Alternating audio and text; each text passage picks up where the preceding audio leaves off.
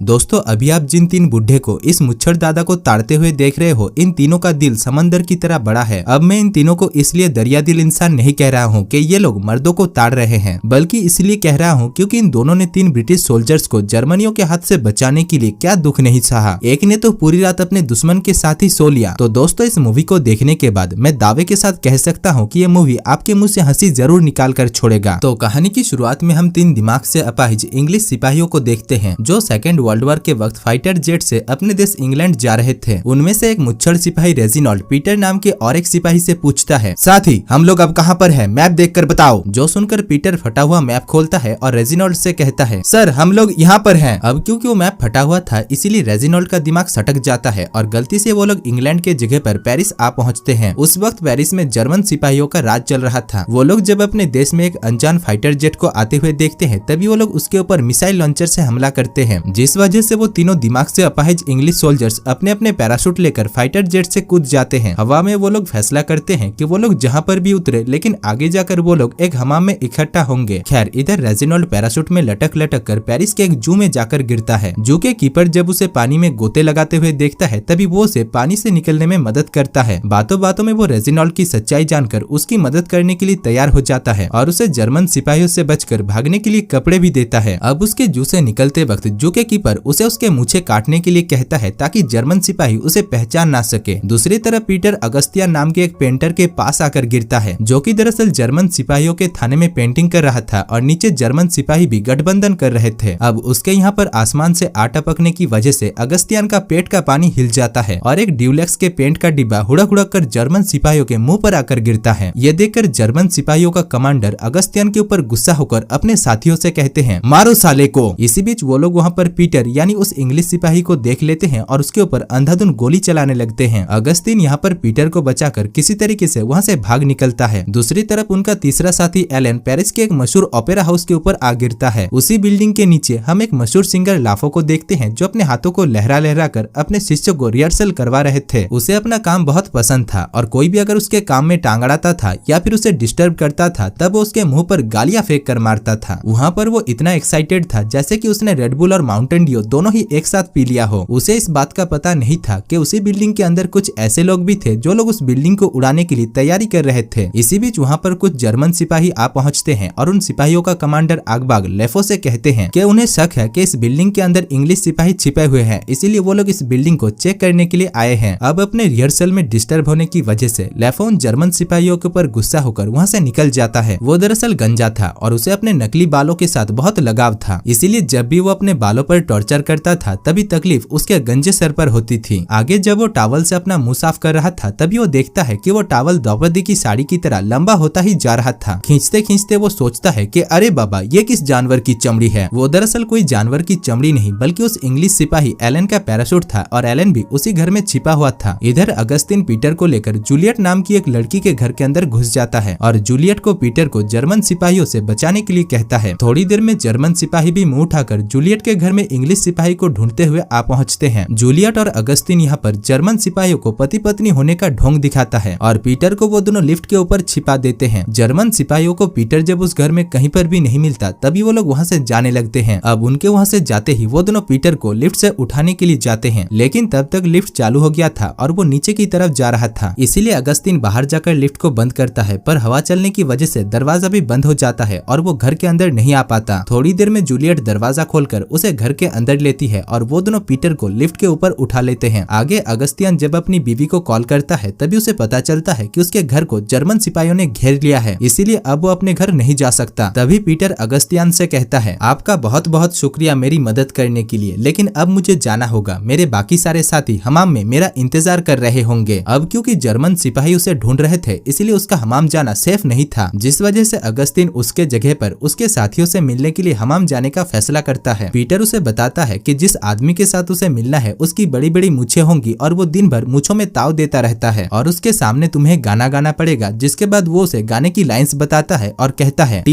for 2 and 2 for T, me and you and me. अब इस जोखिम भरे काम में अगस्तियान का साथ देने के लिए जूलियट भी तैयार हो जाती है। दूसरी तरफ जर्मन सिपाहियों का कमांडर अगबग एलन को ढूंढते हुए फिर से लैफो के घर पर आ पहुंचता है, जहां पर लैफो फिर से एलन के साथ रिहर्सल कर रहा था और एलन को जर्मन सिपाहियों से बचाने की कोशिश कर रहा था। वो अगबाग को अपना पूरा घर यहाँ तक कि अपना बोरिया बिस्तरा भी खोलकर दिखाता है, लेकिन अगबाग को एलन कहीं पर भी नहीं मिलता, जबकि एलन उसके सामने ही बैठा हुआ था। खैर आगे एलन लाफो को उसकी जगह पर हमाम जाने के लिए कहता है, क्योंकि उसका जाना खतरों से भरा हुआ था। एलन उससे कहता है कि हमाम जाकर उसे उसके साथियों के सामने एक गाना गाना पड़ेगा और वो है tea for two and two for tea, me and you and me. जिसके बाद लाफोस से कहता है, सुनो बच्चे, मैं तो चला जाता हूँ, लेकिन तुम भूलकर भी इस कमरे से बाहर मत निकलना, वरना जर्मन सिपाही तुम्हें पकड़कर तुम्हारे पीछे डंडा डालकर घुमा देंगे। दूसरी तरफ रेजिनॉल्ड, जो कि हमाम पहुंचकर सबसे पहले अपनी दाढ़ी काट लेता है। इधर अगस्तीन भी हमाम पहुंचकर दाढ़ी वाले आदमी को ढूंढने लगता है। वो एक नहाते हुए दाढ़ी वाले आदमी से कहता है, tea for two and two for T,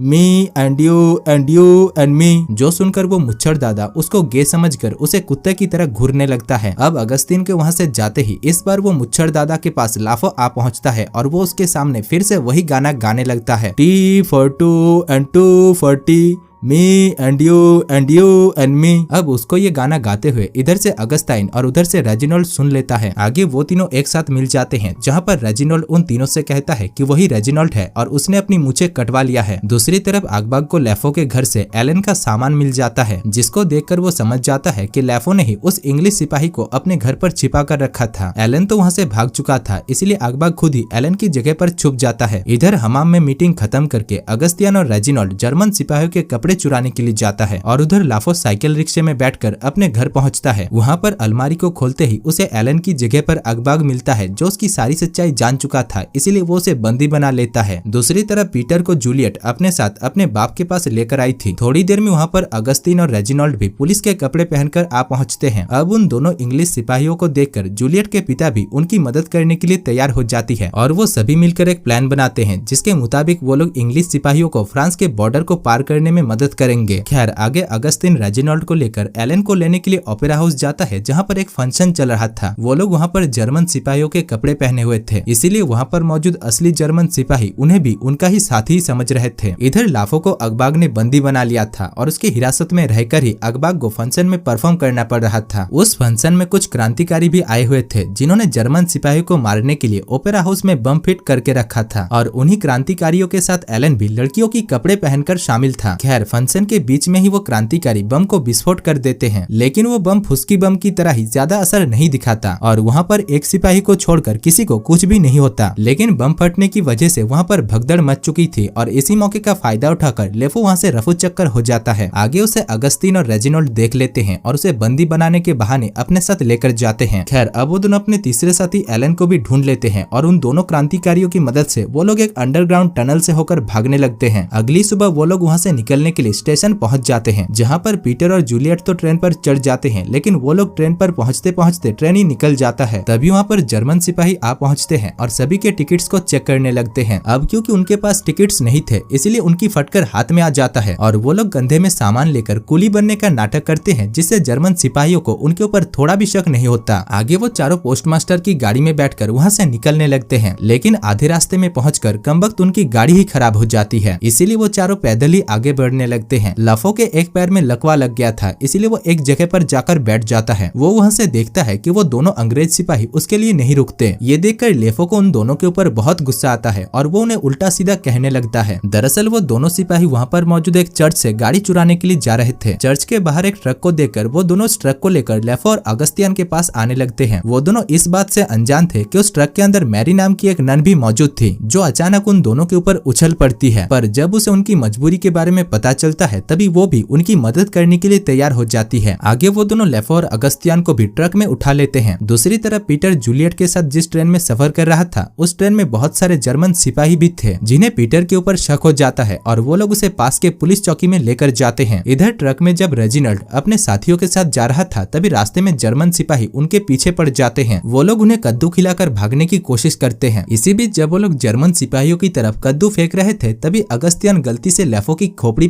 पकड़कर उसे ही फेंकने के लिए जाता है। खैर आगे वो लोग किसी तरीके से उन जर्मन सिपाहियों से अपना पीछा छुड़ाकर एक सरकारी हॉस्पिटल में आ पहुंचते हैं। पीटर और रेजिनॉल्ड को वहीं पर ही छोड़कर लाफो और अगस्तियन जूलियट से मिलने के लिए जाते हैं। उन्हें पता था कि जूलियट उसकी मौसी के होटल में ही रुकी हुई है, इसीलिए वो दोनों मुंह उठाकर उसकी मौसी के होटल में आ पहुंचते हैं। बदकिस्मती से उस दिन उस होटल में जर्मन सिपाहियों का कमांडर आगबाग भी रुका हुआ था। उसके रूम का नंबर था 9 और इधर उन दोनों के रूम का नंबर था 6। रात को अगस्तिन लेफो से कहता है कि उसे लगता है कि उसे शायद जूलियट के साथ प्यार हो गया है, इसीलिए वो मुंह उठाकर जूलियट के पास पहुंच जाता है और कुछ देर तक उसके साथ प्यार भरी बातें करके उसकी चुम्मी लेने लगता है। दूसरी तरफ जर्मन सिपाहियों का कमांडर अगबग जब अपने रूम से निकलकर बाथरूम जा रहा था तभी उसके रूम का नंबर पलटकर 9 से सीधा 6 हो जाता है। इसीलिए जूलियट की चुम्मी लेने के बाद अगस्तियन उसके जगह पर अगबग के रूम में जाकर सो जाता है और अगबग भी दूसरे रूम यानी लेफो जिस रूम में सोया हुआ था उस रूम में जाकर सो जाता है। उस वक्त लेफो खाना खाने के लिए गया हुआ था और जब वो खाना खाकर वापस आता है तभी वो बिस्तर में अगबग को देखकर उसे अगस्तिन सोचता है, जो खर्राटे ले लेकर उसे चैन से सोने भी नहीं दे रहा था। वो खर्राटे के साथ साथ जोर जोर से कई सारी आवाजों में पाद भी मार रहा था, जिससे लेफो को बहुत तकलीफ होती है और गुस्से में वो अपने मुंह से ही आवाज करने लगता है। अगली सुबह लेफो को जब इसके बारे में पता चलता है कि पिछली रात वो अगबग के साथ सोया हुआ था तभी उसकी फटकर हाथ में आ जाता है और वो किसी तरीके से वहाँ से निकल लेता है। आगे जूलियट उन दोनों को जर्मन सिपाहियों के कपड़े देकर उन्हें वहाँ से भागने में मदद करती है। वो दोनों तो कुत्ते लेकर वहाँ से भागने लगते हैं।